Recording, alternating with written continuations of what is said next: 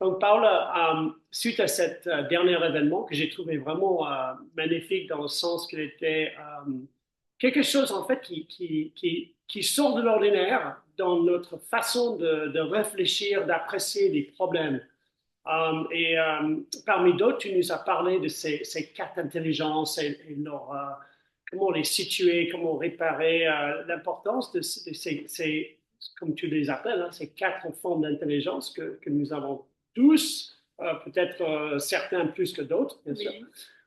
Mais ce qui m'intéressait, c'est de savoir, vu que nous avons prévu un workshop atelier qui sera le 10 Mhm. novembre ici, une après-midi, toute une après-midi, donc où on va plonger en beaucoup plus de profondeur sur ces sujets. Est-ce que tu pourras nous peut-être mentionner, comment dire, en dire quelques mots? Oui, en fait, les quatre intelligences sont nécessaires pour créer de la matière. Donc, Mm. n'importe quel projet qu'on a dans le monde du business ou privé, on a besoin de considérer ces quatre intelligences pour générer ce projet. Mm.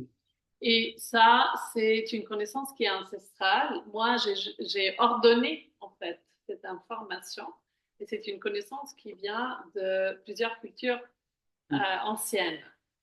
Donc, lors de la conférence, on a parlé de la culture des Aztèques, mais là, on va se focaliser sur le business. Donc, j'aurais besoin que les personnes qui viennent, elles viennent avec un cas concret, Mm.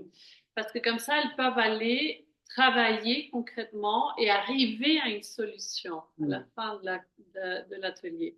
Donc, c'est un atelier pratique dans lequel on va mettre en place les quatre intelligences. On l'a déjà fait lors de la conférence avec quelques exemples, mais on va aussi travailler la méthode de création qui est pour créer un objectif, c'est-à-dire un résultat dans l'entreprise. C'est important de revenir à soi. Mm.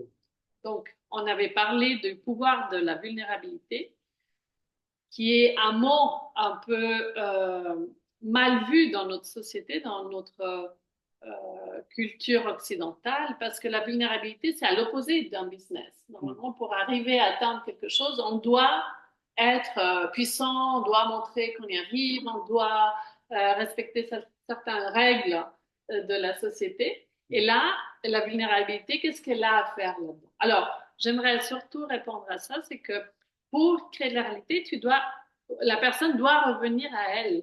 C'est ce Mm. qu'on va voir avec la méthode de création. Mm. Si on ne revient pas à soi, on ne peut pas créer authentiquement Mm. quelque chose qui nous représente. Et donc, on va se perdre dans l'autre et on va créer des problèmes.